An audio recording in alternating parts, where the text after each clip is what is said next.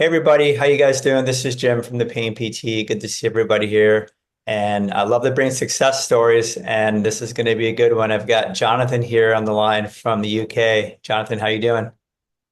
I'm good, mate. Thank you. It's actually great to catch up with you after not speaking to you for just a few months, I think now. So yeah, it's great to come and have a chat about where I was and where I am now. Yeah, I'm so excited. I know we worked on and off for a length of time, and you've been on this journey for a while. So yeah, why don't you Yeah. just dive into your story and share your story from the beginning, and can really take a lot from this, I think. Yeah, well, as brief as I can be from to where I started to have significant troubles with mind body stuff is yeah, I had ACEs, advanced childhood experiences, without a doubt. So that didn't set me up in the best way for going into adulthood. A very worrisome person, very worrisome child. The first time I got mind body symptoms, I reckon I was about seven, Jim, and it was tinnitus. And I was like, I can't understand what's this buzzing in my ears. And I was like, it goes away when the noise is around, and then when it's quiet, it comes back. And I didn't understand it at all. And then I had some migraines when I was sort of going through my exams at school, 16, 17. So quite a stressy situation. Then when I was 19, I lost my stepdad and had just an unexplainable ear problems, which nobody could get to the bottom of. Hmm. Later, down the line, I realized that was mind body. So joined the ambulance service in 2005 as a career and a job. And shortly after that, I just started to experience bits of lower back pain and never thought anything of it. And then I moved away from home in 2009 with the job. I moved up to Manchester, which is only about 40 miles away from where I lived. Manchester in the UK, that is obviously. And I just started to get really bad leg pain and like sciatica, very tight hamstrings on the right hand side. And then before I knew it, it had tracked up into my back, into the right hand side of my back. And, from running marathons and lifting weights and doing all of it, I just had to stop it all, and I was like, I can't understand this. I have no idea where this is coming from. Went down loads of rabbit holes with yoga and physio, and that wasn't working.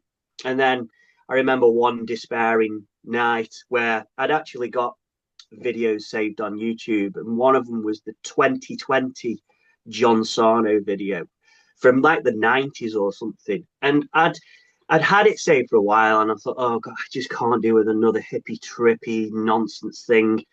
And then so I just watched it, and I was like, oh god, that's me. That fella is explaining me what's going on with me. So that started my journey into mind body really. But the problem is this got in the way, unfortunately. So I was a freak about knowledge. I wanted to know everything there was. I remember laughing watching an interview with you and is it Charlie Merrill, like maybe a year ago, when you said we see people who could probably teach this themselves who are struggling. They know the content that well, and that was me all over it. So what happened was I spent years. I really struggled.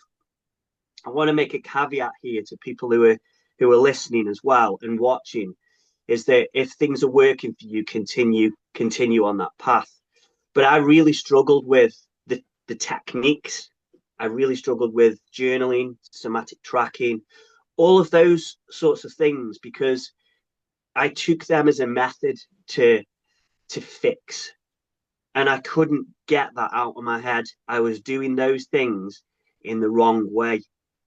So in the end, and we had loads of chats about my struggles with the techniques and stuff. And I remember, um, for those who don't know, Jim puts out an audio every single day when you do sessions with him, and one of them was, "What are you got to do about this?"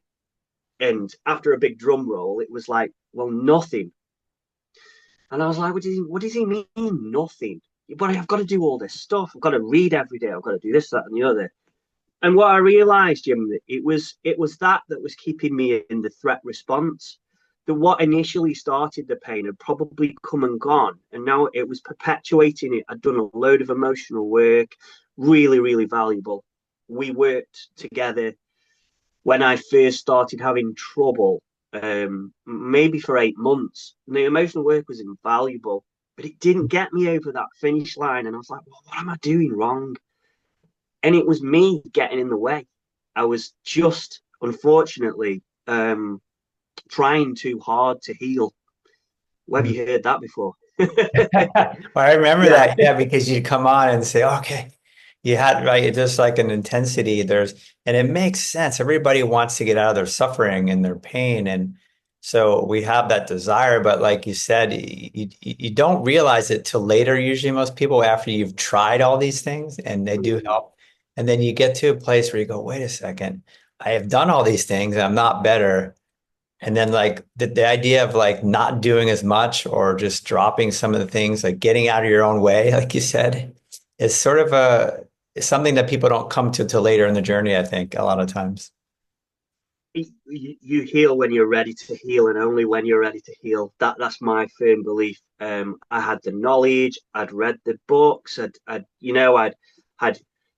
countless sort of sessions with you, and I was like, I know this is right. I know this is right. So what am I doing wrong? So I had an attitudinal shift. So just to backtrack a little bit, I'd actually got um when I had the leg pain and the back pain, I'd read John Sarno, and I actually read Steve Ozanich's book as well, The Great Pain Deception. And I put that book down, and after not running for 10 years, because I'd get excruciating pain days and days after, I went for a 50-minute run and I got no pain. However, that wasn't the end of the story. It did come back again, but it was like massive evidence to go, wow, this knowledge is really powerful. That just the knowledge of knowing that was Mm. really powerful. So it took me about 6 months from that moment to actually be free of leg pain. But then I'd been on my own for about 13 years, and I was really lonely. I was in an area where, I was miles away from my family. A job that time can make you feel really isolated. Like you just like people just don't understand what's going on. When you do the job on the emergency services, being a first responder, and I met somebody, and it was a short but difficult relationship, and it ended. And um, about a month after, leg pain came back with a vengeance, and that's when I reached out to you for the second time. I think I had a few sessions, and then you didn't hear from me forever, and then I reached out to you for a second time, and then my mum died. And even more evidence, the day after my mum died, massive back spasm, massive back spasm. And I Mhm. had another back spasm in relation to something else a few months before as well. So again, this was further evidence that I'm really repressing stuff here. I need to Mhm. take a, The a emotion, real back good to the look. emotions, right? The emotional piece Yeah. in front and center, and you saw it clearly, right? Because I remember that, yeah, those things really Mm. activated your symptoms, and you couldn't deny, right, that there was some emotions that were there, but they were coming out physically in your body. Yeah. But I still struggled. I was still struggling. I was So a little bit of context. So I'm now in a relationship. I met my partner Beck two summers ago now, the year that my mum died later on in the year. And anxiety reared its head then, Jeff. That I'd had a little bit of here and there, but I'm talking a deep cycle of anxiety that became very generalized. That as I was dealing with the leg pain and the anxiety then, and my brain went into overdrive as it does when you have anxiety and generalized anxiety. Back to I just just curious at couldn't. that time, I can't remember, were you back to focusing on the symptoms again? Like, was that became center in your mind, or was it like just the anxiety itself bothering you? Yeah, I think without going into it because we could be here all day. My experiences as a child really coloured my beliefs in about relationships, and I met this this wonderful person in my girlfriend. But my brain was like, it went into overdrive, and anxieties came up about all sorts of things.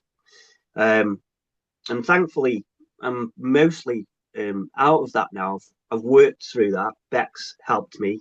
Beck is actually a clinical psychologist, believe it or not, Yeah, who that probably helped you some, right? Yeah. I've had loads of discussions about mind body stuff. And she's slowly coming around to the idea of, oh, yeah, there might be something in that, there might be something in that. So anyway, so the anxiety came along, and that, and in many ways that was so much worse than the pain. I was like, oh, please get me back. I'll just leg pain only. That'll do me. And You were feeling, that's so when I, just for the audience, you kind of switched from a leg pain is to like more of a pure anxiety feeling, anxious feeling. yeah, there were times when I did have both, but it was more anxiety. And again, it was the brain going, he's like, he's not interested in that leg anymore. So we'll give him anxiety. And then the leg pain went away. And I'm like, oh God, it's so, in many ways, it's so predictable how it was Yeah. working. It was bouncing around the symptom imperative, as you talk about all the time. Um, and then where am I up to? So my dad passed away last year, which this will be the first time I'm telling you, Jim. Unfortunately, I lost my dad as well. Mm. Which was, I expected. I was thinking, oh God, am I going to get pain? Am I going to get pain? And I didn't get pain until the day of his funeral. And Mm. I saw the funeral car come up, and I got a pinch of back pain, like right shouldery sort of area. And then I had 3 days of excruciating pain after, but I knew what it was. So I let it be there, and I didn't mither with it. I didn't stretch it. I didn't do anything. And it just went away of its own accord. Mm. Mm. Um, Just more evidence yeah. for people listening. It's just so important to see how emotion, stress, right? Every body deals with it differently. And for you, like once you knew, because you had been through enough times, it's like, okay, I know what this is. You didn't, right? You didn't go freak out. You didn't go into physical treatments. You said, okay, this makes sense. This is how it comes out in me. And here's the thing, as you know, you can't control how it comes out in your body. I wish you could direct it. It says, hey, how do you want me to deliver this emotion?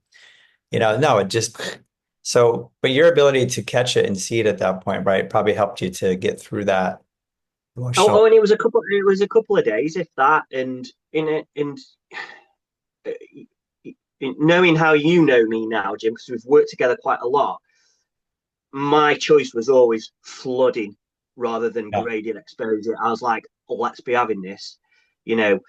And again, that's not for everybody, but it worked for me because I faced the worst stuff head on and Yeah. continued my life. I continued. There's nothing, hand on heart, there's nothing that stopped me. I didn't stop doing anything because of either pain or anxiety. Um, I could have very easily run and hidden away in the last couple of years, but I didn't, which created a real attitude shift for me some few months ago, whereby I was like, I've been beavering away at this for a good few years now. I know it's right, but I don't think I'm doing it in the right way. So what I decided to do is I decided to stop watching anxiety related stuff, stop watching mind body related stuff because I'd got the knowledge already. But it left a real void in my life. And I'm like, what the hell am I going to do with my life? Yeah. Because I'm It's not it's a great concentrating. point. It's such a little ding in the bell here, John. You're bringing up a great point because it takes so much of our time becomes who you are, but what you're alluding to is amazing. It's like, okay, I want to go to something else now. But like you said, what do you do? Because that's what you're used to doing. So I had this draw. There was a pull to go back to that safety behavior of reassuring, watching a video or listening to an audiobook or something. And I was like, no, well, what did I used to do before? I just used to have a coffee and sit listen to some music or something like that or whatever. And I just started to do that stuff instead. And used I never used distraction, but I used constant redirection whenever I would feel a symptom or feel an anxiety, and it's really difficult with a generalized anxiety because you just got it all the time. So that was very difficult for me to continuously redirect my Redirect. Yeah, focus. that's Just another thing in one the thing. bell because that's the attentional component we talk about, like hypervigilance, right? That's part of the anxiety, part of and that's difficult to break. So you volitionally or consciously redirecting your attention away, right? That shows your brain, teaches Yeah. your brain safety, right? Versus danger when you focus on the symptom itself, right? And you know it was constant repetition, Jim. I was very scared that I was putting more attention on it by doing this all the time. But then even that for me was anxiety itself. I was like, no. So I was 500 times a day. I was refocusing because it had Somewhere drawn me else. back to my symptom. Yeah, I'd go back to what I was doing, draw me back, and I would do this every over and day. over.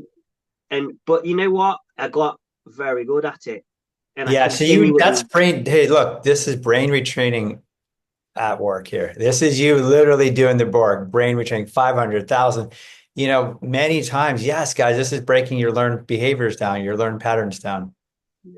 And basically I was doing the same work as the somatic tracking and everything, but in a much more indirect way, which for me worked so much better.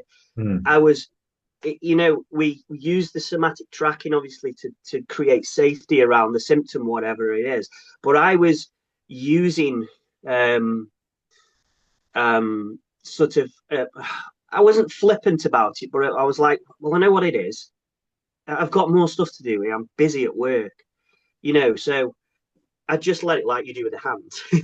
I let it be there, and I was just carrying on working all day, and that was the retraining for me, and that is still the retraining for me. That it was, I wasn't doing anything directly. I wasn't sitting down and doing somatic tracking every morning, and that could be working for some people. It was zoned in on me too much. So the way I was fixing rewiring my brain was by not using the anxiety pathways or the pain pathways and Yes. bringing it to, well, what else is out there? Because I've had pain and anxiety for like 4 or 5 years now. There's got to be, and I'm zoning in on it all the time. And that was the attitude shift. It was, oh, I'm reinforcing this. I need to do something different. I need to do this in a different way. So that was when I started to do it in a different way, and sort some CBT type practices out, which traditionally I've not liked, but I was like, I see some value in cognitive redirection and cognitive reappraisal Yeah. and tolerating the symptoms. And as you talk about keeping that window of tolerance open, the affect tolerance of it, and that's what's getting me better, Jim. And I sit here, I don't have leg pain now, Hmm.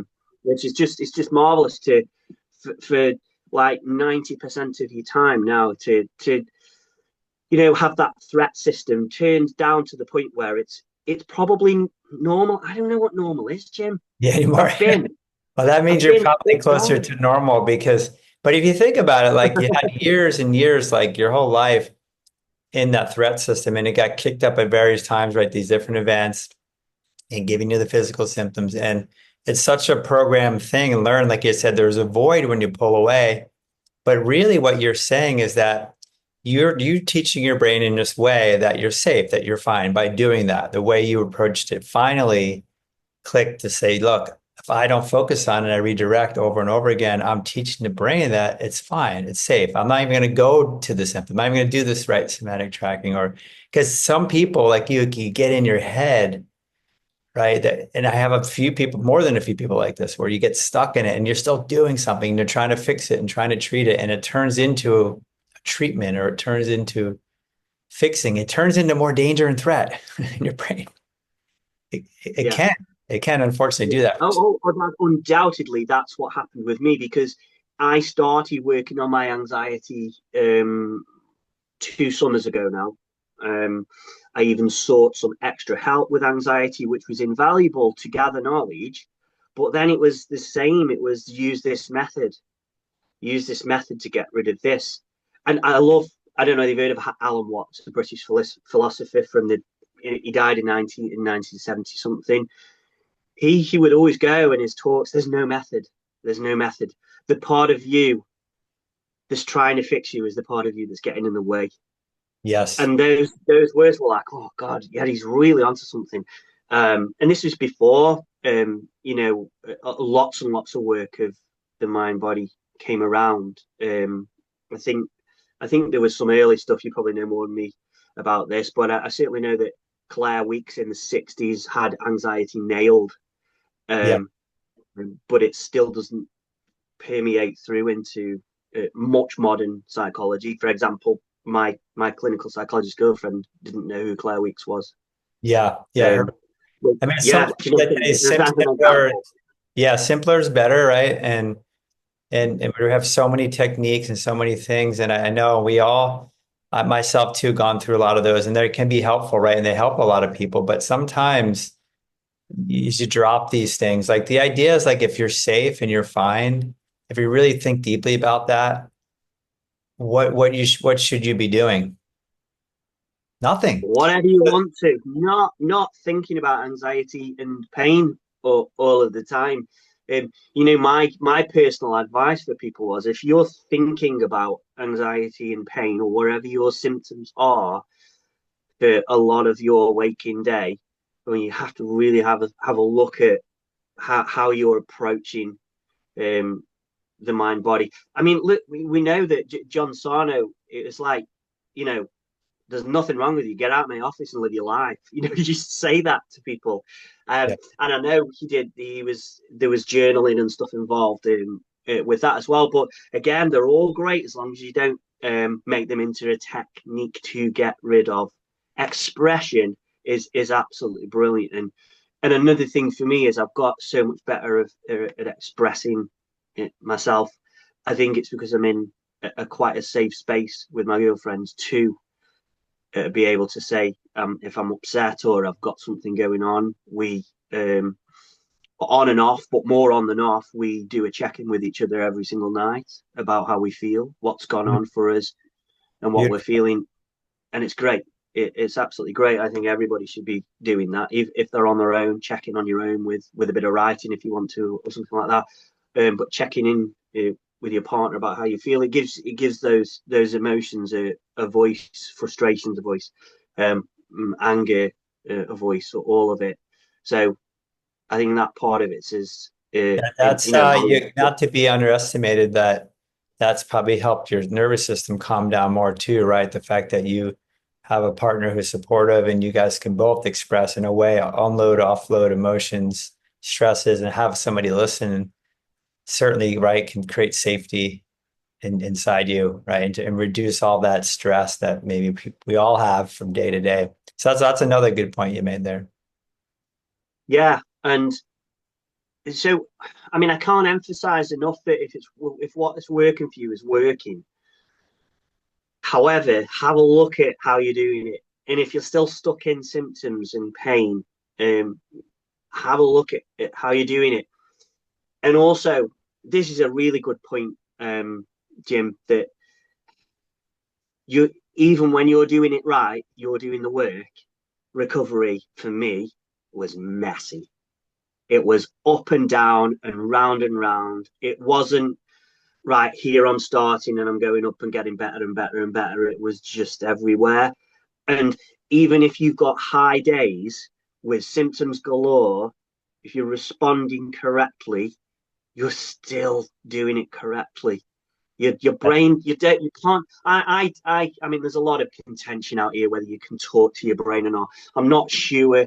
Having done this for a few years, that I've got a direct line to my amygdala. I think I've got an indirect line with how I behave to my amygdala, and that was my trump card when I switched over to going. I need to try and control it to you can do what you want, but I'm going to do what I want anyway. Is when things quickly got better. And, you know, it didn't take me very long. I had buzzy, intrusive thoughts running around my head that was used to scare the hell out of me before. And when I started to just go, you can be here, that's okay. And you Yes. can give me all those fear responses that you want, but that's okay. Yeah, that's And another big thing in the value, just acceptance, right? That's allowance. Those words we speak of, you weren't fighting this anymore. You weren't avoiding it. You're welcoming it, But in a way, like you said, where it was okay to be there, you weren't necessarily listening to it, right? You're making your own decisions. So yeah, indirectly, like you said, indirectly, you were teaching the brain that there was nothing wrong with this, right? You weren't pushing it away. If we have to fight something off, that means we think something's wrong with it, or we think it's dangerous. So you're like, oh yeah, you could be here. So that's a really important what you said.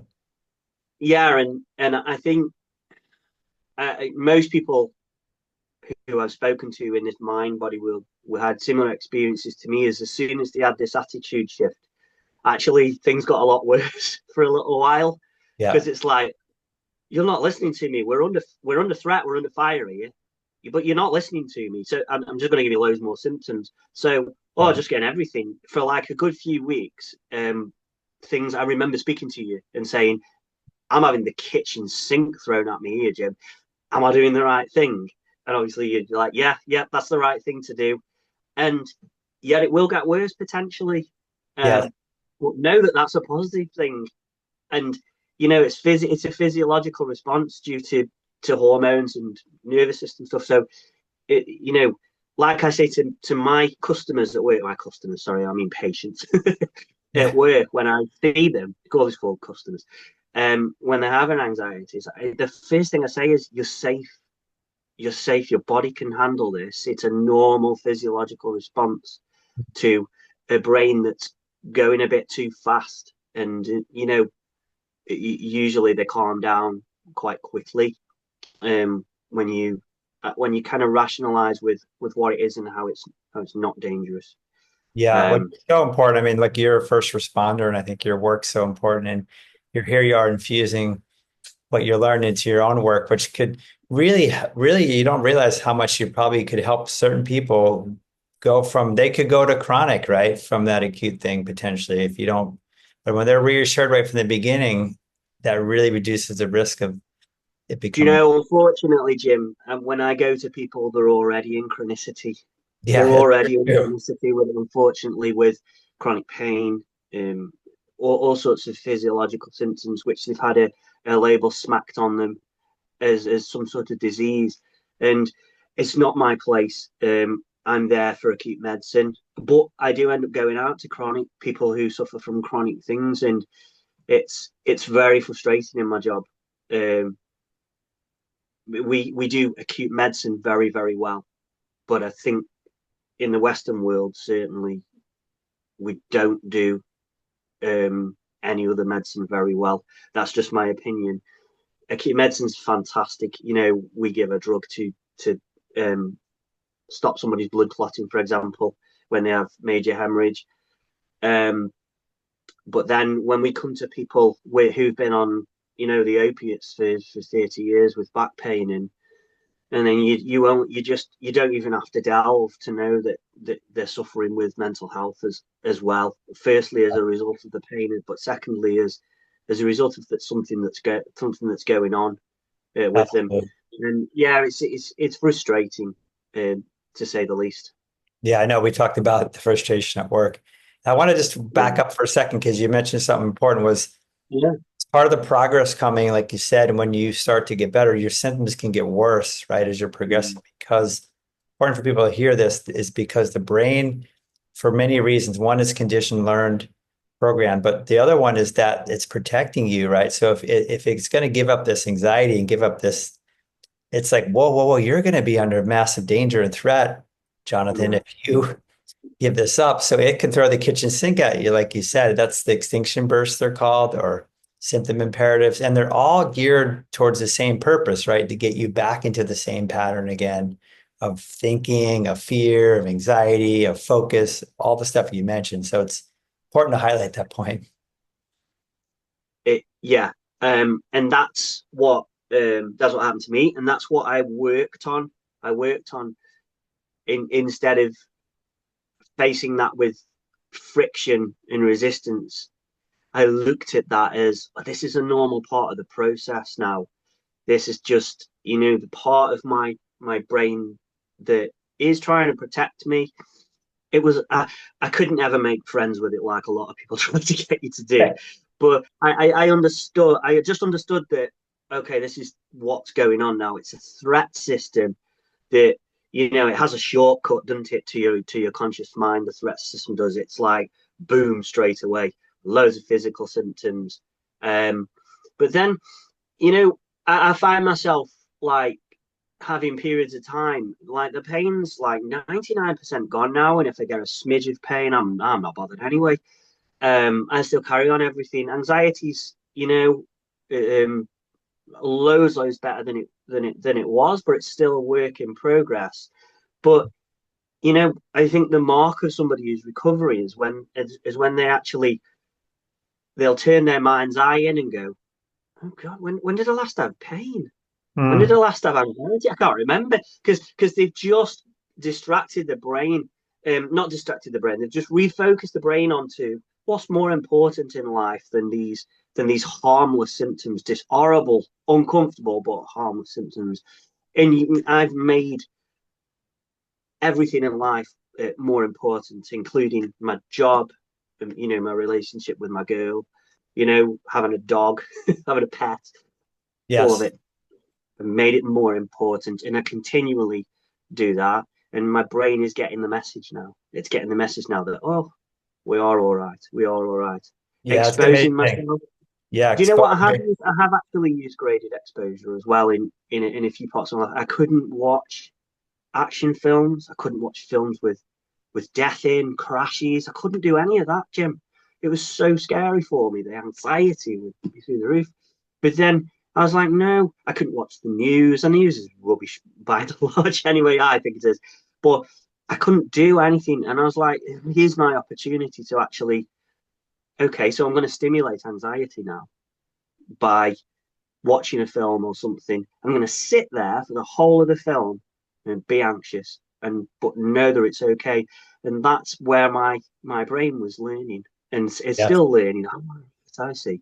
So You're these exposed, that is exposure, like you said, not physical exposure, but psychological exposure to yeah things. And I think yeah that's called facing it, right? You're facing it and you're reprocessing it in a good way and not being worried by it, right? Like I'll continue to watch the movie or show. And I can think like you said it that and we know this from the neuroscience, like what you did was which known, but we just don't talk about it a lot, that the brain is geared for survival. So it's going to go towards threat and danger first, always. And then you've learned that. So to pull it away and go towards safety, we have to do that. Like you said how to do that many, many times. Like literally, that's what we have to do to retrain the brain is move it towards safety. And that mm, sounds simply what you did, right? You repro it's yeah fine. You could, and then you moved it away. Well, what does that tell your brain?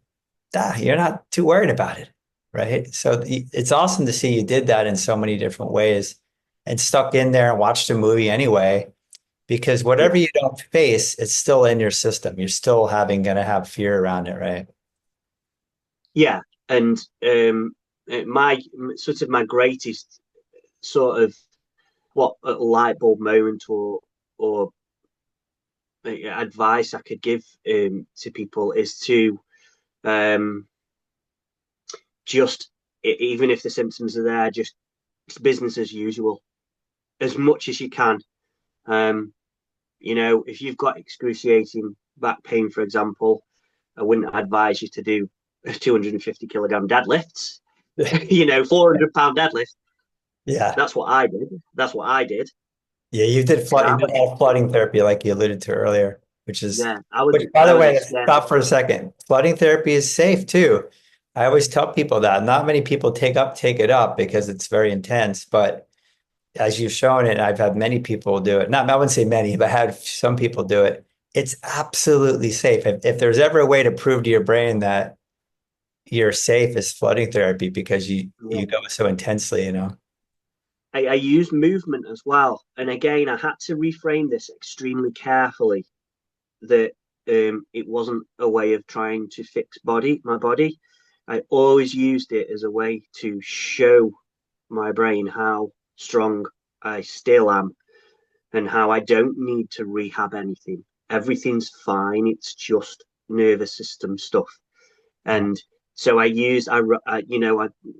ran, lifted weights. I did everything. I was so scared of stretching because I would think, oh, my brain's going to think it's fixing. And I was like, oh, I love having a stretch. I love it. It doesn't do much. We know this. It doesn't do a lot, but it's just nice. And I liked it. So I just Yeah. started going, oh, bugger it. What would John, who's healthy and didn't care about anything, do? He'd go and have a stretch if he wanted. So, Sure. that's what I do. I don't call it yoga anymore. I don't call it anything. I just go, this is nice. It feels nice. So That's I right. do It's it. right. It's normal. Yeah. You normalized it to mean Yeah. just what it is, just a stretch. It doesn't mean, I'm trying to fix this or I got to do right to accomplish something. It does because it activates your parasympathetic for a short bit. So it feels Yeah. good. Yeah. Yeah. I said everything that I do now is, you know, is not none of it is with an intention of fixing. Inadvertently, it it is helping loads because I'm not doing it to fix anyone. I'm just doing it because I like doing it. Love to lift, love to stretch. Heck, I even love to do some sort of meditation in the morning, but I don't call it meditation. I call it sitting in the back garden with a cup of coffee. Yeah. That's what I do. There you go. you That's know, pretty normal, right? That's normalizing it. That's totally normalizing it. That's awesome. yeah. So I do 10 minutes, 15 minutes sitting in the morning, just soaking up the atmosphere, and that gets me in the moment, which is what all the meditation is supposed to be, is present Yeah. moment stuff. But I don't do it to fix anymore, and I can't emphasize this the most of you know leave it alone in a constructive manner. You know, Yeah. I think, like you were saying, Jim, to begin with, I think the techniques are really great as a grounding point for people who are very new to mind body stuff. They're a great grounding point, but I think eventually there has to be an attitudinal shift of I know I'm okay and I can carry on my life now and trusting in the process. And what did he call it? What does Alan Gordon call it? Outcome independence. Yes.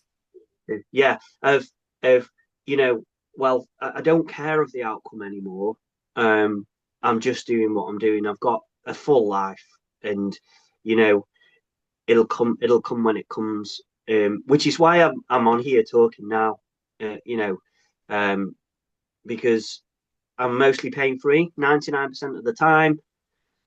My anxiety is going and going and going. Week by week, it's getting better with little upticks as normal because that is normal.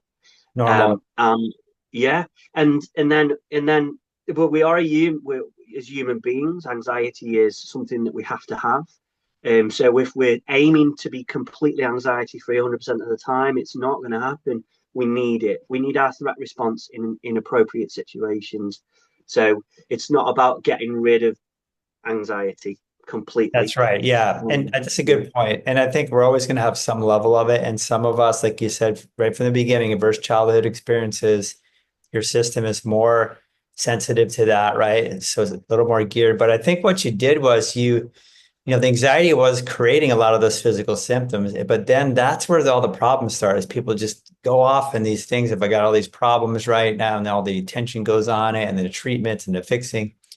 And you just simply said, you know what, let it be, which is a form of non-reaction, okay, which is doing something. It's not necessarily like doing, but non-reaction is doing. So non-reaction, you're just letting it die off like a fire that's burning out, right? You're not stoking the fire or pouring bits of petrol, gasoline on it. And that's important for people to understand, right? That you can't just respond and say, yep, turn it off like a light switch. It doesn't work yeah. that way. There's like a lag effect, if you will. You'll know you're doing the work correctly, but the lag effect is you still might have symptoms for a while, and And you they have could to get know worse, that. like we said, for a bit before they get better. Yeah, and then they will eventually die off, and I think the best the best position you can be in, like I was saying just now, is you're in a position where you're going, I can't remember when I had that last. I Yeah. can't remember. And that's when the work is working. That's when you When know you've gotten far, right, far away. And there's a part of the journey, maybe, I don't know if this happened to you, but it was true for me that when you're starting to come out of it, you're like, oh, I didn't have it. But then that thought alone creates it again yeah, for a while. yeah, absolutely. Yeah. I just had that just a few days ago. I was like, God, I haven't had any of that particular symptom of anxiety for a few days, and then it was there. But it There went, it is. it went after half an hour or something like that. Yeah, but isn't So that amazing if we just talk it up for a second? Like that's fascinating because that's your brain again. And what that shows us is just the attention on it. The thought of it, because there's such a memory around it, what you've been through, activates those neural pathways again yeah. in an instant. And that's not even real, right? It's literally a thought. And I've seen this happen to me and other people. So I just want to highlight that too, that how sensitive the brains are and how incredible they are with this. And then, if you do that, and that does happen, just be really easy on yourself. Yes. Be really easy on yourself. Tell Because yourself, I always tell myself after a while, I would at first I'd be like, oh, why is it back? Right? People start reacting. Then you start going, wait a second. That's literally just a thought I had. You know what caused that? That was just fear. That was fear. It was the jinx. I had fear shoot up and the fear must have caused it. Oh, wow. Okay. That's just fear. Relax, and then, like you said, carry on and then it just fades out again. yeah, and a couple of things that I did use that I still do use, again, I don't do it to fix or methods or anything. Is I do find myself, so if symptoms are high, which is mainly anxiety symptoms at the moment, I will um create a really um tension free body intentionally, and I will breathe calmly. And I'm not trying to breathe anxiety away.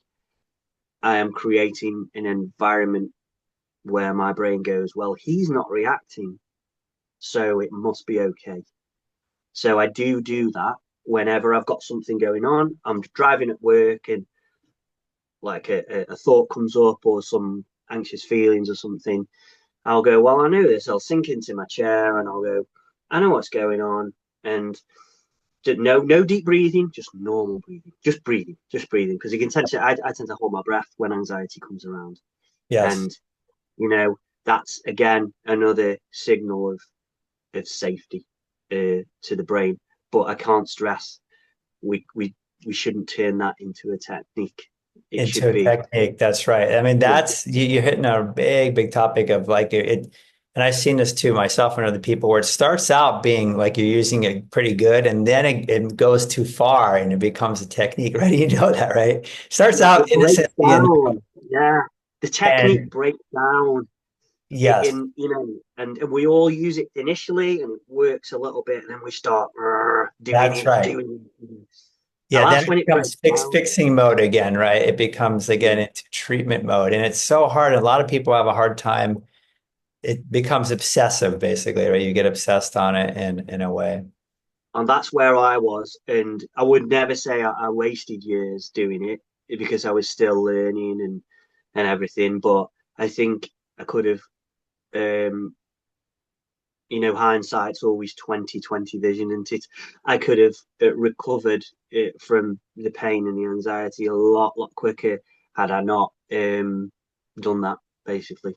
Yeah, everybody says that, but the truth of the matter is you had to go through all that to get to the place of realizing you were doing that, right? So we have to realize the Mhm. process is the process and Maybe a necessary part of the recovery is making loads of mistakes absolutely, oh, before 100%, 100%. before you get to where and this is okay. I know that I've got some increased sensitivity going on in my system.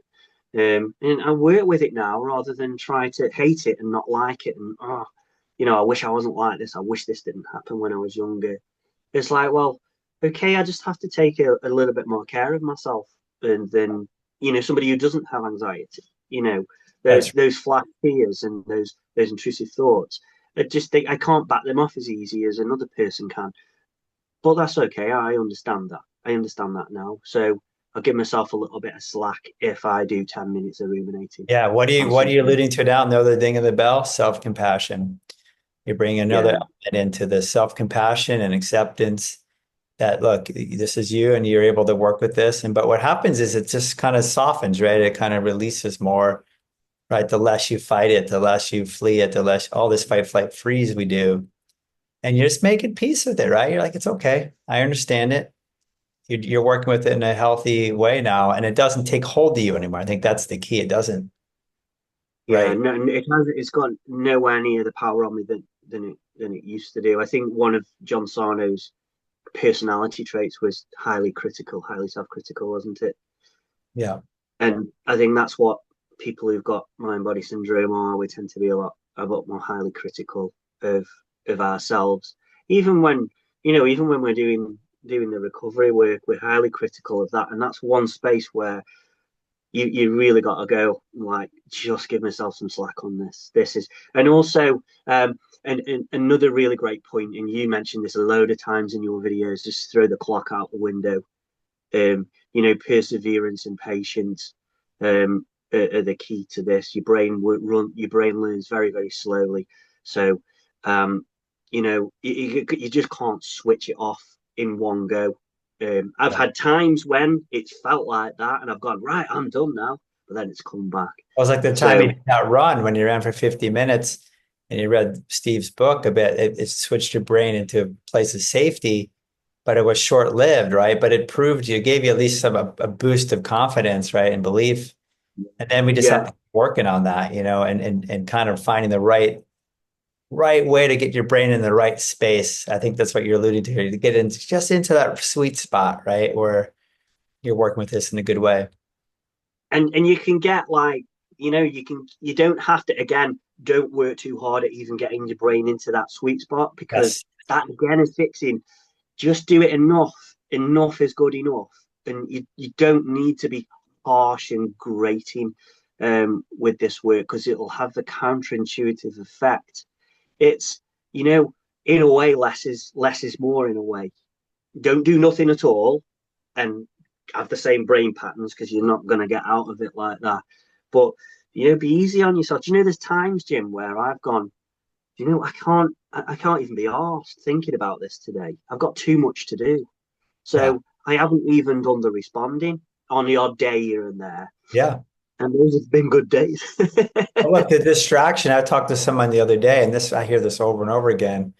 You probably notice when you're fully immersed, fully distracted, fully engaged in something, all your attention is there. Like you said before, when you have something greater to think about, focus on, it's almost like it doesn't exist. And that's interesting to me. It's almost like out of sight, out of mind. It's like it doesn't exist in your brain unless you're focusing on it, right? In Yeah, a way. I've got tons of examples of that we could go through. We could be here all day with examples of how Sure. I've been distracted unintentionally, but particularly at work with situations where you've got to be on Yes, point. And there's no pain or anxiety in those moments. It that's doesn't right. exist because It's I'm almost using like a different multiple pathways. personality disorder. I tell people it's like you have a personality disorder, and then we just come back to, oh, now we're back to my old anxious self. But but I think there's something to it. We literally just get out of it. Now, the hard thing is, like you're gonna probably agree with this, is hard to be distracted all day.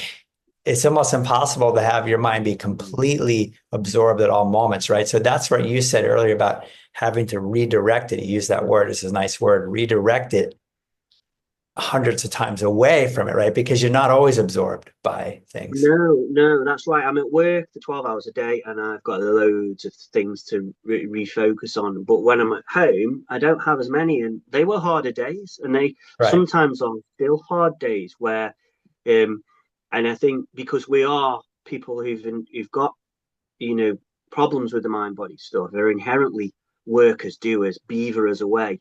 And I'm still working on allowing myself to relax and chill out on my days off and go, do you know what? It's all right to mong out for a couple of hours on the sofa and watch TV.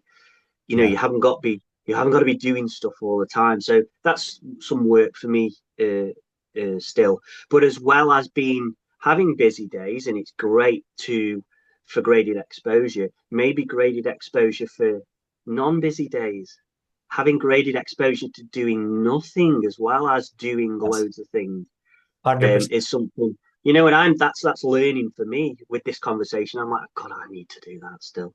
I really need to learn to chill out, and have That's that right. graded exposure, not feel uncomfortable when I'm sitting there doing nothing, and being okay with that. Because that's, you mentioned that to me a while ago on one of our um, sessions, that it's almost like I'm not good enough.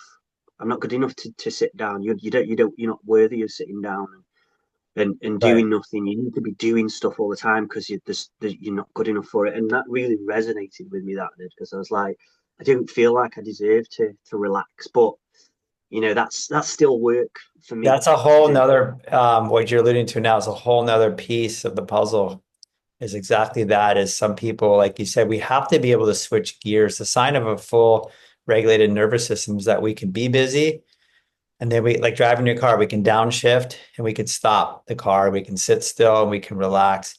But this idea of like, yeah, I have to be doing busyness, achieving, accomplishing to feel good means, right, is shame. It's, and then you're alluding to the idea of that's broken.